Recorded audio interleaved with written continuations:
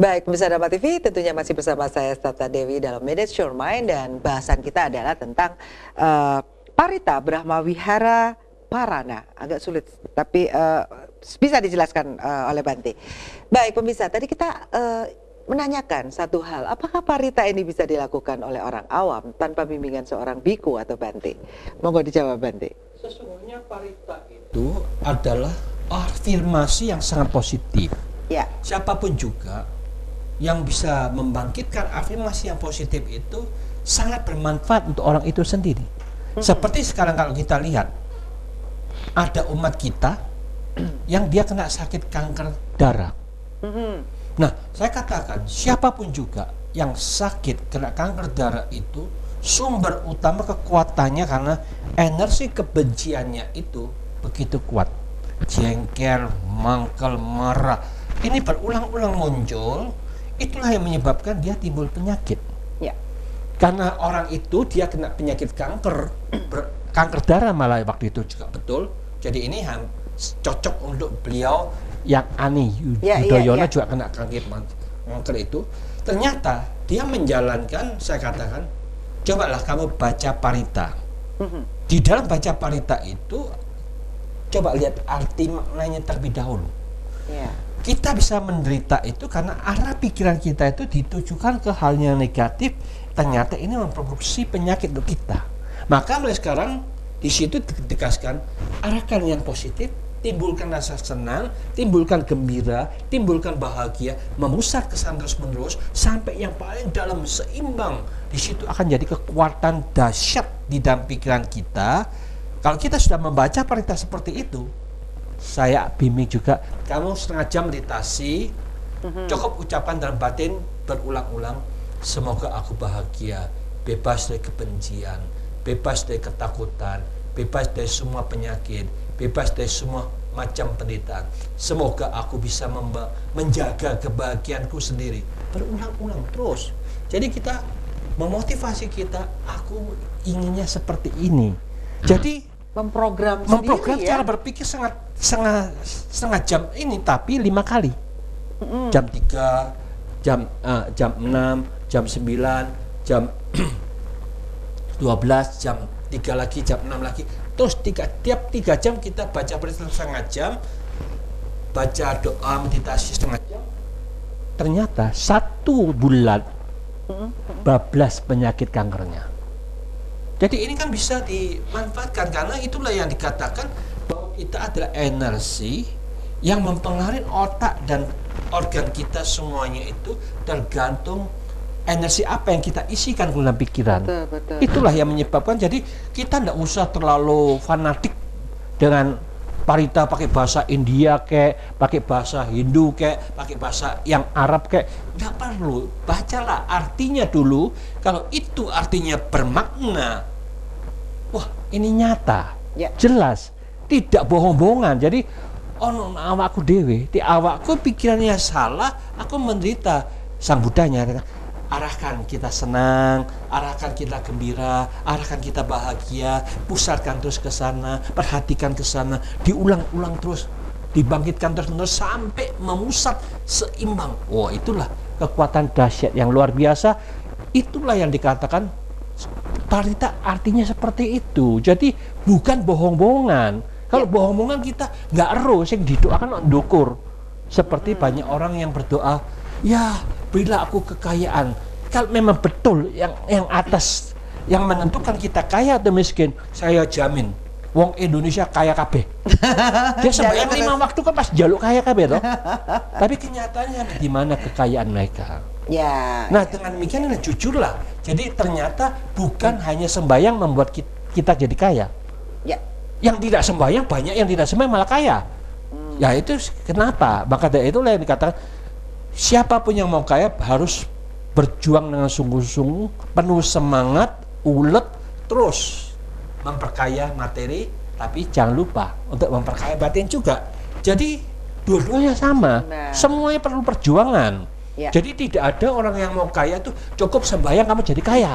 Itu bohong sekali itu. Jadi kita harus berani mengatakan revolusi mentalnya begitu. Yang benar sebagai benar, jangan dibohongi terus. Kasihan rakyat kita. Ya. Ya, Bante, saya jadi teringat bahwa kalau orang misalnya punya penyakit kanker, dia begitu fokus kuat pada pikiran negatif. Seharusnya kalau dia memang bisa merubah itu menjadi pikiran yang positif, harusnya juga kuat juga seharusnya ya Bante ya. Dia bisa kuat juga di pikiran yang positif. Ya itulah istilahnya. Kemauannya. Sekarang kalau dia tidak memiliki keyakinan segala sesuatu diciptakan oleh pikiran, cara berpikirnya berbeda dengan program yang mereka dapatkan. Ya. Karena dia punya percaya segala sesuatu yang atas yang menentukan. Oke, silakan minta aja ke atas. Ya toh? Kalau atas yang menentukan semuanya, pasti semuanya akan sembuh semua. Ya. Karena semua orang kan mintanya terus ke atas, minta sembuh. Ya, penyakit juga datangnya dari yang atas. Ya, bukan atas yang menentukan. Maka kalau kita katakan atas yang menentukan, nanti kita nyalakan yang di atas. Ya. Maka sakit atau sehat itu tergantung manajemen pikiran kita. Banyak positifnya kita sehat, banyak negatifnya kita banyak sakitnya. Ya. Jadi kita tidak akan nyalakan siapa-siapa. Maka dari itu kita harus menata pikiran kita, condong pikiran kita arah kemana. Negatif kita menderita, positif kita bahagia. Sudah menderita pikirannya sakit mana, lorong mana, keluar duit mana, menderita lagi. Kasihan dong. Neraka dong. Lah ya, dunia aja sudah menderita. Ya apalagi. Nanti kalau energinya, kekuatan tubuhnya habis, dilanjutkan negatif itu membuat mereka susah di alam selanjutnya. Maka sadarilah kenyataan itu seperti itu, bukan siapa-siapa, bukan KTP kita menentukan, tetapi energi pikiran kita, kebiasaan itulah yang menentukan kita sendiri. Ya, Bante, di dalam ritual-ritual itu biasanya ada yang namanya air, bunga, lilin. Apakah penting itu sebelum berdoa menyediakan itu? Sesungguhnya itu kita bebas, kalau ada kita siapkan, kalau tidak ada ya no problem. Jadi karena yang dipentingkan itu kita tahu di dalam ritual itu yang diutamakan makna yang kita ucapkan, makna yang kita bangkitkan dalam batin dan pikiran kita. Kalau kita tahu bahwa sesungguhnya lilin itu sebagai simbolik penerang untuk hidup kita, yaitu satu yang namanya dhamma. Dhamma ini adalah hukum alam semesta. Kita tahu di dalam hukum alam semesta itu ada yang positif, ada yang negatif. Kalau kita mengikuti yang negatif, kita akan menuju ke arah gelap gulita. Kalau kita mengikuti yang positif, inilah jalan terang dan membawa kedamaian. Jadi kita tahu ini loh dua jalan kebenaran itu menjalankan, ini namanya adhamma, yang ini namanya dhamma. Kalau kita ngikutin jalan ini, ya kamu pilih yang negatif ya kamu susah sendiri, kamu menderita sendiri, bukan Tuhan yang menghukum kamu, bukan. Bagaimana kaitannya dengan jalan tengah? Maka itu yang dikatakan kalau kita ngikutin jalan yang positif ini, ini siapapun yang jalannya positif, dia tidak usah ditanya KTP-nya apa, langsung dia bahagia di dunia ini. Kok mate ya nggak usah, karena di agama ini masuk grupnya agama ini, grupnya agama itu, sudah itu ketinggalan zaman lah. Masa ada kapling-kapling di atas surga sana? Nggak ada. Jadi ya kita harus jangan mau dibujuki oleh penjual kapling. Ternyata jualan kapling ya? Iya. Jadi kita harus tahu bahwa yang positif ya positif lah, yang pasti mereka bahagia di dunia ini, kontinuitas juga bahagia. Itu satu kewajaran. Maka dengan demikian yang dikatakan jalan tengah ini, kita harus berada di tengah-tengah dualisme, sehingga batin dan pikiran kita ini sungguh-sungguh mantap, kokoh, tidak bisa digoncangkan oleh positif atau negatif lagi. Kita sudah berada di kebiasaan cara berpikir yang lain dari yang lain, selalu di atas dualisme. Disitulah yang dikatakan jalan tengah akan membuat kita selalu damai, hening, dan sejahtera. Ya. Wah, luar biasa ini. Kita mencapai ke jalan tengah. Ini tujuan kita positif dulu, baru nanti bisa kita tahu jalan tengah ya, Bante ya. Harus begitu. Ya, Bante, banyak orang yang ingin bebas dari rasa sakit hati. Saya tahu pemirsa pada kesempatan kali ini masih menyimpan sakit hati, walaupun itu sedikit ataupun banyak. Bagaimanakah? Apakah Parita bisa membebaskan sakit hati? Jangan dijawab dulu. Baik, pemirsa Dhamma TV, tentunya kita akan membahas bagaimana menghilangkan sakit hati yang sedikit maupun yang besar. Jangan kemana-mana, kita akan ketemu setelah yang satu ini. Pemirsa Dhamma TV, banyak orang yang ingin terbebas dari sakit hati. Ada yang menyimpannya sejak dulu, dan terus mengulang-ulang sampai sekarang menjadikan dendam. Bagaimana sebenarnya membuang sampah ini? Apakah Parita bisa membuang sakit hati? Mungkin Bante bisa memberikan solusinya, Bante. Ya, sesungguhnya kalau kita perhatikan, orang yang sakit hati itu adalah sesungguhnya ketidakpandaian mereka secara pribadi mengolah daya ingatnya, memorinya ini, yang menyimpan sampah-sampah ke dalam memorinya itu, tetapi dia tidak menyadarin. Ini merugikan, ini membahayakan. Penyakit ini membuat aku menderita. Nah, maka itu kita sering merenungkan bahwa kita jengkel, kita benci, kita marah, terus disimpan, dan kita tidak tahu kerugiannya dan bahaya daripada penyakit-penyakit kebencian itu. Memang dia tidak mampu untuk menyingkirkan itu nantinya. Maka itu kita harus merenungkan, apa sih manfaatnya aku menyimpan sampah itu? Kalau kita melihat itu tidak ada manfaatnya, itu merugikan, itu membahayakan, buat apa kita simpan? Lalu otomatis kita akan mau cepat-cepat buang. Maka itu pembuangan ini adalah kemampuan kita untuk memaafkan, terutama adalah memaafkan diri sendiri terlebih dahulu, bahwa kesalahan itu adalah ketidakmampuan kita mengolah daya ingat yang sesungguhnya tidak perlu kita simpan. Seharusnya langsung kita buang, langsung kita singkirkan, dan langsung kita maafkan ke dalam diri kita pribadi bahwa kita sudah menyingkirkan sampah itu, dan kita siap juga. Dia bisa bicara itu, bisa melakukan seperti itu, karena dia tidak tahu bahwa itu adalah kejahatan, itu adalah sesuatu yang negatif, itu adalah sesuatu yang merugikan. Maka dengan demikian, ya kita katakan, maafkanlah mereka yang tidak tahu di dalam tata cara berpikirnya, sehingga menyebabkan ucapan seperti itu, bertingkah laku seperti itu. Ya begitulah, kebanyakan orang-orang itu seperti itu. Kalau kita tahu bahwa orang-orang negatif itu lebih banyak, kita siap memaafkan mereka, selesailah sudah. Apa yang kita lakukan, kita memaafkan diri sendiri, memaafkan mereka semuanya. Disinilah manajemen cara berpikir yang sangat dahsyat, sehingga membuat semuanya damai dan bahagia. Baik, Bante. Dikatakan bahwa semua makhluk adalah pemilik dari perbuatannya sendiri. Mohon diterangkan bagaimana ini, Bante? Ya, otomatis tiap-tiap orang itu secara otomatis apapun yang dilakukan, apapun yang diucapkan, itu dengan sendirinya mereka sudah terekam di dalam memori masing-masing. Ya. Maka dengan demikian inilah rekaman-rekaman ini, energi ini akan terbawa terus-menerus, yang tidak pernah akan terselesaikan, kecuali kalau kita mampu memotong semua yang menyebabkan kita lahir, kebodohan sudah kita potong, keserakahan sudah kita singkirkan, kebencian sudah kita lenyapkan, baru mereka tidak akan bisa mengikuti kita lagi. Tetapi selama siapapun juga, kebodohan masih ada, keserakahan masih ada, kebencian masih ada, semua yang kita lakukan ini akan terekam dan terbawa terus-menerus. Kapan selesainya? Tidak ada satupun yang bisa memprediksi kapan itu akan selesai, kecuali kalau zaman saat ini ada Sang Buddha muncul, dia katakan, kamu harus mengalami lahir dan mati 2 juta kali misalkan. Nah, mungkin Sang Buddha yang bisa menerangkan, menjelaskan seperti itu ya? Karena ada segi positifnya yang mereka miliki. Ya. Tetapi kalau sama sekali tidak ada positifnya, aku sudah tidak mau agama, aku tidak mau ketemu siapapun juga, aku seakarku dewi.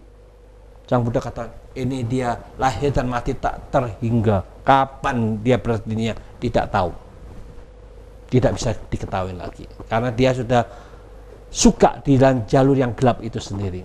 Ya. Agama sudah berjalan beribu-ribu tahun, Bante, dan apakah memang hukum dualisme akan terus berlanjut di bumi ini?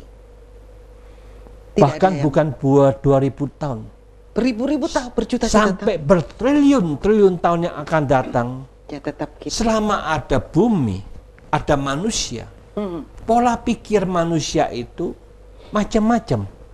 Ya. Maka dari itulah macam-macamnya itu kenapa? Macam-macamnya itu mereka itu sesuai dengan kebiasaan mereka dulu sebelum dia lahir sebagai manusia itu dari alam mana? Maka itu Sang Buddha katakan ada mereka di alam Brahma disebut manusia Brahmano. Ada mereka yang di alam dewa manusia. Ada di alam manusia dari alam manusia ke alam manusia lagi. Ada mereka yang katakan satirajan dari alam binatang. Ada mereka di alam setan gentayangan. Ada mereka berasal dari alam asura, dari alam neraka yang penuh dengan kebencian yang terus menerus, sehingga kita lihat anak kecil aja, anak ini kok sangat kejam, benci, penuh dengan dendam. Kita sudah kelihatan, oh ini berarti dari alam-alam neraka yang perlu dibimbing, perlu diarahkan secara spesifik. Maka dari itu kalau dibiarkan, tidak ada yang bisa merubah. Maka dari itu satu-satunya kebencian ini, ternyata kebencian ini bisa dilakukan dengan cinta kasih. Kita harus membimbing anak itu, ayolah kita berdoa semua, kita bersama-sama doa, semoga aku bahagia, semoga semua bahagia, semoga aku bebas dari kebencian, semoga semua makhluk bebas dari kebencian, semoga aku bebas dari penderitaan, semoga semua makhluk hidup bebas dari kebencian. Jadi bolak-balik seperti itu. Jadi anak kecil diisi program seperti ini. Aku kan tiap hari sudah berdoa seperti ini. Kenapa aku kok seperti itu ya? Nah akhirnya dia kan selalu merenungkan. Mama, papa mendoakan kita seperti ini. Tapi ternyata aku kok tidak bisa melakukan seperti itu. Nah kalau berulang-ulang semenjak kecil diisi. Otomatis itu akan bisa merubah. Jadi manusia narako itu nanti bisa jadi manusia. Cara berpikirnya sudah seperti orang dewasa menjadi manusia. Kalau kita tidak mengisi seperti ini, program kita isi yang salah. Ya sudah terserah yang atas, wis babano itu duduk urusanku, sing atas yang ngatur. Itu sebenarnya tipikal manusia apa itu? Manusia binatang kah? Lah ya itu karena memang dia tidak tahu hukumnya sih. Iya benar-benar masih ketidaktahuan itulah yang menyebabkan gitu. Dia seperti di alam binatang sehingga dia tidak mau pusing dengan mendidik anaknya, gawe anak sing akeh-akeh gitu loh. Iya kan ada yang begitu ya. Ya, seperti binatang ya. Pokoknya itu. Punya anak yang banyak gitu, mereka nggak tahu. Pokoknya punya anak aja. Mendidiknya gimana nggak tahu. Nah, kasihan nanti Oke, saya bisa mengenali mutu mereka. quality Indonesia bangsa kita kurang berbobot karena orang tuanya tidak mampu mendidik. Sangat disayangkan. Kalau dia diberikan pada sistem yang lain, yang ngajar pun tidak pandai mendidiknya, akhirnya tidak ada perubahan sama sekali.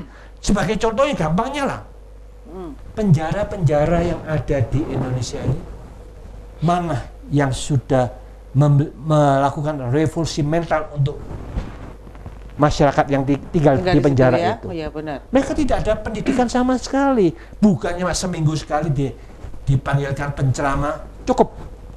Sulit karena dia sudah terbiasa negatifnya kuat. Ya, benar. Mereka itu harus ini perlu disikat, perlu digender, perlu dipentumin, dikenteng karena sudah penyok sekali toh. Jadi kalau dia masih serempet sedikit, dilus-lus, digosok, sudah beres. Ini sudah penyok semua ya perlu dikentengin. Maka itu dibimbing dengan keras selama 2 minggu, selama 1 bulan. Nah, itu pikirannya itu dikentengin semua, yang salah-salah dibuang ke sampah, baru itu bisa berubah mereka-nya. Kalau sekarang jadi sulit.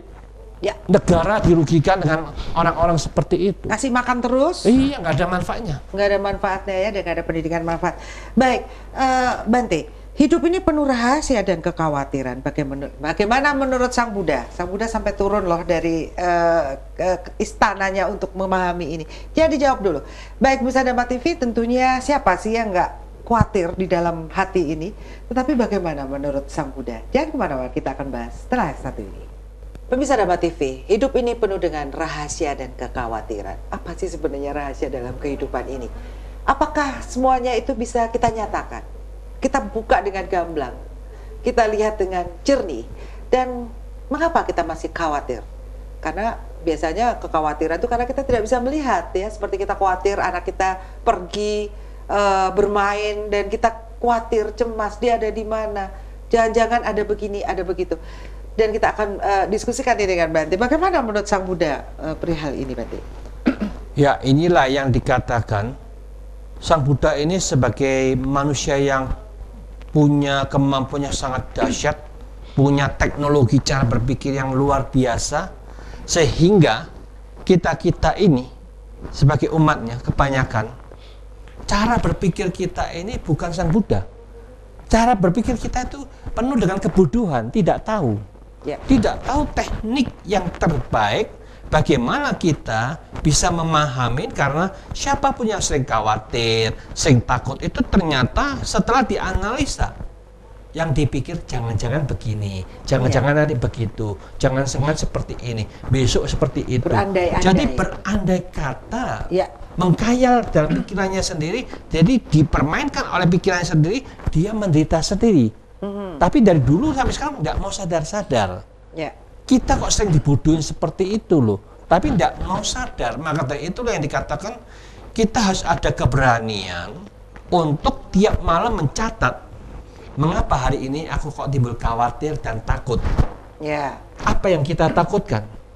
Nah, terus tiap hari kita catat seperti itu, tiap malamnya kita baca, tiap malam kita kumpulkan sampai 1 bulan. Loh, ternyata kok hampir sama ya masalah kita.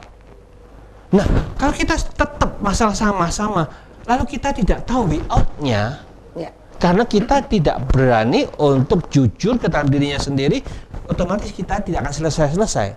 Maka saya sarankan semua umat yang bijaksana mulai saat ini, marilah kita dengan penuh keberanian catat masalah kamu. Apa yang menyebabkan? Terus seperti ini. Catat masalah, apa yang menyebabkan, dan setelah itu bagaimana jalan keluarnya. Jadi sebabnya ternyata harus kita singkirkan, harus kita buang semua itu. Kalau ini sebabnya sudah dibuang, tiap hari kita latihan mencatat seperti ini. Sebulan, 2 bulan, 3 bulan. Berapa bulan kemudian kita baru sadar, oh ternyata harus begini ya. Karena kita tahu way out-nya dengan jelas, karena kita ada kitab suci berjalan. Kalau kita percaya sama kitab suci di buku-buku, orang-orang jalannya nanti.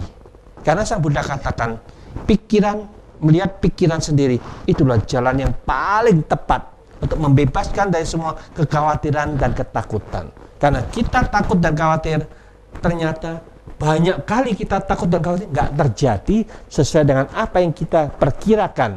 Makanya kita tegas sekarang, nggak usah dipikirkan yang akan datang. Apa yang bisa aku lakukan sekarang? Lakukan yang terbaik, tetap jaga ketenangan, bangkitkan segi positif. Itu merupakan kekuatan yang sangat dahsyat. Takut, khawatir tidak ada sempat untuk muncul lagi dalam pikiran kita. Itu yang penting. Saya senang dengan istilahnya anak-anak kekinian, EGP. Emang gue pikirin. Saking kebanyakan pikiran, sampai-sampai mereka memberi nasihatnya EGP. Emang gue pikirin. Benar juga ya, gitu ya. Dan satu lagi, move on gitu. Kita tuh jangan lengket atau melekat pada suatu kondisi situasi seperti itu. Maka ada lagi istilah anak-anak kekinian, yaitu move on. Kita harus segera move on gitu. Itu keren anak-anak sekarang keren. Iya Bante, mungkin di zaman milenial ini, zaman keemasan ini masih primitif katanya. Di zaman keemasan milenial ini kita akan positive thinking aja bahwa kita akan melahirkan banyak generasi-generasi yang cara berpikirnya mungkin lebih cemerlang lah daripada yang lalu-lalu ya Bante. Semoga saja seperti itu. Kalau dilihat eranya loh Bante. Bante, ini ada contoh parita nggak? Doa parita nggak? Yang kemudian kita bahasa Indonesia kan Bante? Ya, kalau kita mau parita yang di Indonesiakan itu ya otomatis secara gampangnya kita katakan begini. Buddho, Buddhang, Arahang, Buddho. Artinya Sang Buddha itu punya sifat kebijaksanaan, kesucian, kesadaran, semuanya itu sempurna. Nah, kalau kita di dalam diri kita masing-masing punya kebijaksanaan, pandai mengolah cara berpikirnya, otomatis semua orang sing pintar-pintar, orang sing gelem bingung, stres, menderita itu orang ono. Jadi dia tidak akan mengarahkan energi menuju ke hal-hal negatif itu. Semuanya ingin kebijaksanaan itu akan mengarahkan pikiran menuju damai, hening, sejuk, dan terang benderang. Nah, itulah yang dikatakan tergantung arah dari pikirannya sendiri. Jadi kalau semuanya sudah mengarahkan pikirannya sendiri seperti itu, ini sempurna, sempurna, sempurna. Itulah yang dikatakan batin kita juga jernih, hening, tenang, tidak ada pengacau lagi, itu akan jadi milik kita. Jadi sama, jadi Buddho, Buddhang, Arahang, Buddho. Siapapun yang memiliki sifat kebijaksanaan, kedamaian, dan kesadaran yang kuat, pasti sifat-sifat Buddha sudah dijalankan, dibangkitkan dalam pikiran kita. Keheningan, kejernihan, kesucian dalam batin akan terwujud. Barulah mereka orang yang tersadarkan. Ya. Nah, demikian juga kedua, Dhammo, Dhammang, Arahang, Dhammo. Siapapun yang mengerti apa yang Sang Buddha ajarkan, ternyata kitab suci itu sudah berjalan dalam diri kita masing-masing. Jadi kita tidak bisa ditipu, tidak bisa dibohongin. Ya. Karena belajar bagaimana mengolah mata, telinga, hidung, mulut, tubuh, dan pikiran. Kalau siapapun juga mengatakan KTP agamaku yang terbaik, tapi keenam indera kita banyak masukan yang negatif, sampah dalam pikirannya itu sangat-sangat meludak, luar biasa, penuh dengan sampah. Ya. Jadi kita tegas. Ternyata Sang Buddha menegaskan, hentikan, stop. Jangan memasukkan lagi yang negatif itu. Pasti itu tidak menambah kekotoran dan batin dan pikiran kita. Tegas itu. Ya. Tetapi demikian juga kita bisa berbuat jahat. Kenapa? Pikiran kita penuh nafsu, penuh kebencian, penuh keserakahan. Karena kita tidak pandai mengolah ke hal-hal negatif itu gimana ditaklukkannya. Ketidakpandaian itulah yang dikatakan kita bodoh sekali dalam diri kita sendiri, sehingga banyak yang negatif masuk, pikiran negatif muncul, sehingga kita ikut ucapkan, ikut lakukan, membuat lingkungan kita juga Tercemari oleh tercemarin, sampah. menjadi tidak Sampah. baik juga. Iya, betul. Maka dari itu agama bukan di KTP-nya, bukan yang dipercaya, bukan di kitab suci yang dibaca, tetapi sudahkah kita memiliki kitab suci di mata, telinga, hidung, mulut, dan pikiran ini?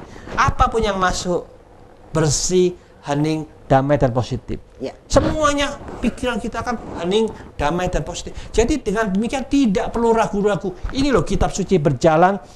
Tidak usah kamu pusing dengan KTP agamanya apa. Ya. Kalau kita percaya seperti ini, semua seperti ini, dunia akan lebih damai. Karena awake dhewe adem, ayam, tenang, lingkungan akan adem, ayam, tenang. Kalau awake dhewe kemerungsung, ngaku-ngaku agamaku yang terbaik, ya sulit lah. Ya. Terlihat bahwa kamu aja belum beres. Gimana kamu muridnya bisa beres? Itu impossible. Jadi jangan membohongin siapapun juga. Jujurlah ke dalam diri kita. Kalau kita sama-sama masih belum tenang, masih belum jernih, masih belum damai, bahwa kita masih belum dapat manfaat dari kitab suci yang kita baca. Maka itu yang dikatakan, stop semua negatif, sukalah memasukkan yang positif, sehingga cara teknik untuk menemukan kedamaian itu bisa kita jalankan. Dan akhirnya kedamaian bukan omong tok. Agamaku iku indah lo, damai lo, tapi awake dhewe gak damai-damai. Maka yang penting, ayolah kita bareng-bareng meditasi, semerdi bareng, tenangkan, damaikan setengah jam pagi, setengah jam malam. Kalau kita sudah tenang, ada 1 jam dalam sehari, dalam kehidupan kita mudah-mudahan lebih tenang, lebih terkendali, lebih positif, akan terwujud. Maka dengan demikian ini, dengan cara seperti ini, semua akan bahagia. Ya, baik, terima kasih Bante, waktu juga yang memisahkan kita. Terima kasih banyak. Baik, pemirsa Dhamma TV, tentunya memanage atau mengelola pikiran kita adalah hal yang utama agar kita menjadi bahagia. Cukup bahasan kita pada kesempatan kali ini, bagaimana mengelola pikiran kita agar menjadi positif dan tentunya tidak akan membuat kita sakit. Dan tentunya apapun, mind is not everything, but everything is from mind. So, manage your mind. Begitu kata kunci kita. Saya Sabta Dewi beserta kru Dhamma TV mengucapkan banyak terima kasih atas perhatian Anda dan mohon maaf jika ada salah kata. Kata akhir saya adalah semoga semua makhluk hidup berbahagia. Salam sejahtera penuh damai, pemirsa Dharma TV dimanapun Anda berada. Semoga berbahagia hari ini. Bertemu kembali tentunya dengan saya, Satna Dewi, dalam Manage Your Mind. Pemirsa, kata kunci kita adalah mind, it's not everything. Pikiran bukan segala-galanya, but everything is from mind. Tetapi segala-galanya berasal dari pikiran kita. So, manage your mind. Jadi, kelola pikiranmu. Baik pemirsa Dharma TV, tentunya Manage Your Mind ditujukan untuk siapapun yang ingin mencapai tujuan kebahagiaan di dalam hidup ini. Banyak yang kita kerjakan di dalam hidup ini, tetapi apakah itu membuat kita bahagia? Dan tentunya kita akan temukan jawabannya di sini. Baik pemirsa Dharma TV, pada kesempatan kali ini kita akan membahas satu tema yang menarik sekali, yaitu berjudul Parita Brahma Wihara Parana. Dan tentunya kita akan bahas apa sih sebenarnya ini Parita ini sebenarnya apa. Kita akan bahas dengan seorang yang luar biasa dan pasti Anda telah mengenal beliau. Kita sapa dulu Bante Dhamma Wicayo Mahatera. Namo Buddhaya Bante, apa kabar? Sukihoto, Namo Buddhaya, semoga semua makhluk berbahagia, memiliki kebijaksanaan batin dan pikiran kita bersama. Iya, Bante, tema pada kesempatan kali ini saya juga mesti belajar nih sepertinya, karena ini bukan bahasa kita. Parita Brahma Wihara Parana, apa ini sebenarnya artinya, Bante? Ya, sesungguhnya Brahma Wihara adalah tempat tinggal siapapun juga yang memiliki pola berpikir seperti di alam Brahma, itulah yang namanya Brahma Wihara.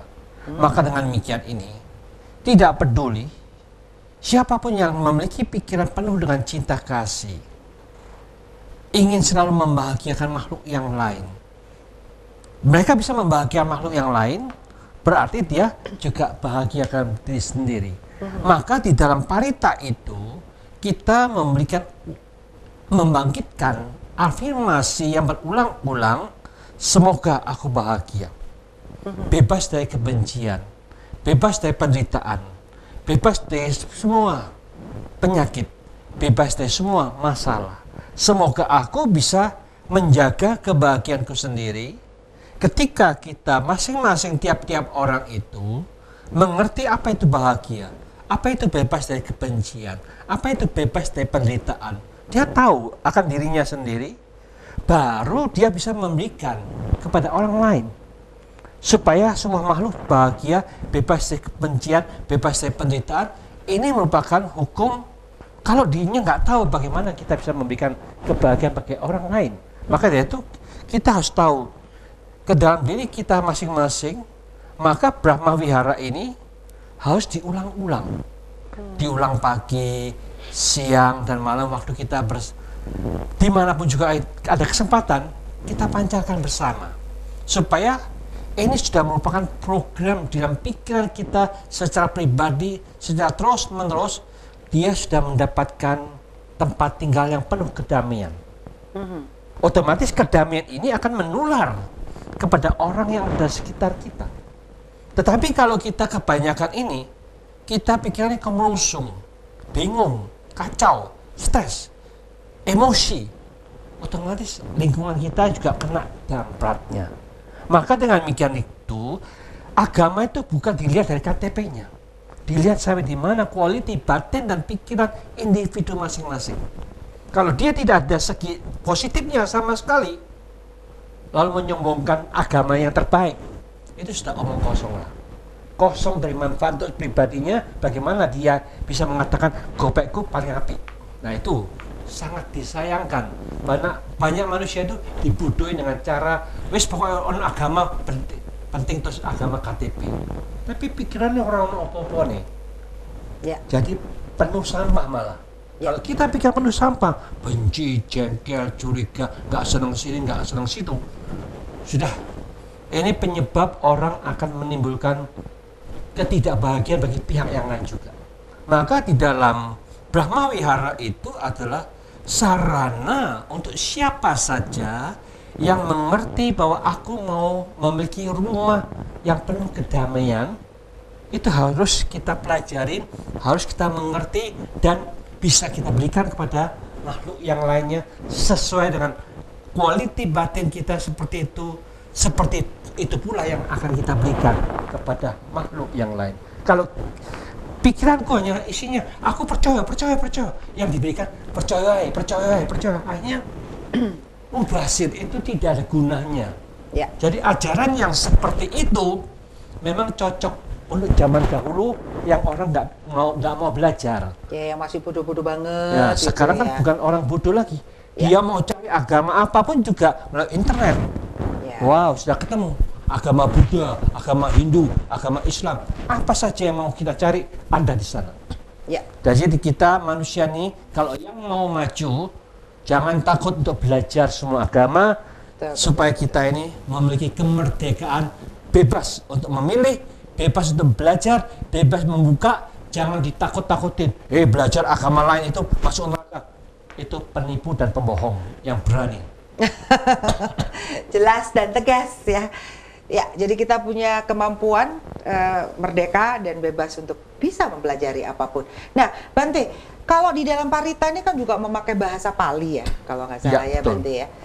Apakah bahasa Pali ini begitu penting, ataukah bisa diterjemahkan di dalam bahasa, pengertiannya di dalam bahasa Indonesia? Memang kalau kita ketemu sama umat-umat yang masih baru, saya lebih condong menyarankan ketika kamu doa, yang pertama kali sekarang ini kamu doa aja pakai bahasa Indonesianya, artinya dulu. Ya. Nanti kalau sudah mantap, sudah kokoh, oh artinya ini bagus.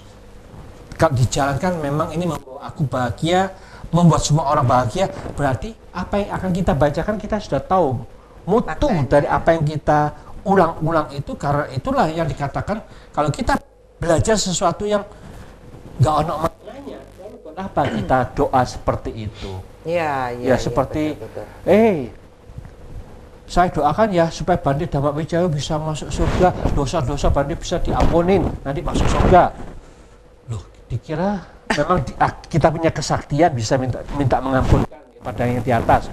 Karena ini sesuatu yang kalau dilogikakan nggak ada gunanya ya. Itu hanya sesuatu yang kurang tepat. Jadi ya. bukan kita yang menentukan, tetapi energi yang telah kita lakukan pribadi itulah yang menentukan kita masuk surga atau neraka. Bukan kata-kata kita, bukan doa kita mengharapkan semoga Ibu Sada bisa diampunin oleh Tuhan, dimasukkan ke surga yang paling bagus, paling tempat, dan macam-macam. Orang akan senang, wah aku didoakan Bantenya, senang. Jadi kita jangan dibujuki oleh Bantenya ya, jangan mau dibujuki sama dia. Bantenya tidak bisa mendoakan begitu, tetapi hanya memberikan saran, marilah mulai sekarang ciptakan surga di dunia ini, kita bahagia, terus-menerus bahagia, mati ya sesuai dengan kebiasaan pikiran kita. Jadi itu bukan ilmu kebohongan, kontinuitas dari gelombang pikiran kita pribadi.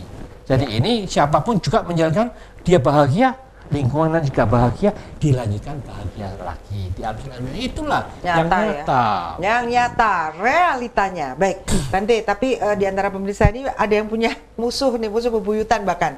Nah, Bante, apakah kita juga harus mendoakan musuh kita, Bante? Sesungguhnya begini ya, coba renungkan. Ya. Di dunia ini ada 6 miliar manusia. Apakah kita sudah mengatakan semoga semua berbahagia? Ditambah kecuali si aku sebahagia. Jadi kita masih ada dongkol, benci. Tujuan kita mengharapkan kebahagiaan itu supaya batin dan pikiran kita itu tidak ada dendam, tidak benci terhadap siapapun juga. Kalau kita masih dendam, benci, berarti tanpa kita sadarin kita menjahatin dirinya sendiri. Karena kita membakar batin kita, tidak enak, tidak bahagia, terbakar. Itu kalau kita mengerti seperti ini, oh ternyata kita ini yang membangkitkan kebencian di dalam diri kita, berarti kita tidak pandai mengolah daya ingat yang sampah ini tetap diulang-ulang, harus kita berani buang. Kalau kita membuang kebencian itu, wah enteng kita lihat. Ya itulah. Ya, sebenarnya sesederhana itu ya, Bante ya. Sederhana aja, yang nyata seperti itulah. Iya. Baik, Bante, praktis sebenarnya ya, jadi realita dan kasunyataannya itu seperti itu. Jadi musuh pun ngapain kita doain dia jelek gitu ya, kita doain positif saja. Tapi ngomong-ngomong Bante, apakah Parita bisa dilakukan oleh orang awam yang bukan juga dari Buddhis? Jangan dijawab dulu. Baik pemirsa Dhamma TV, apakah parita itu adalah sebuah mantra yang bisa dilakukan oleh siapapun? Nanti kita akan bahas setelah yang satu ini. Jangan kemana-mana.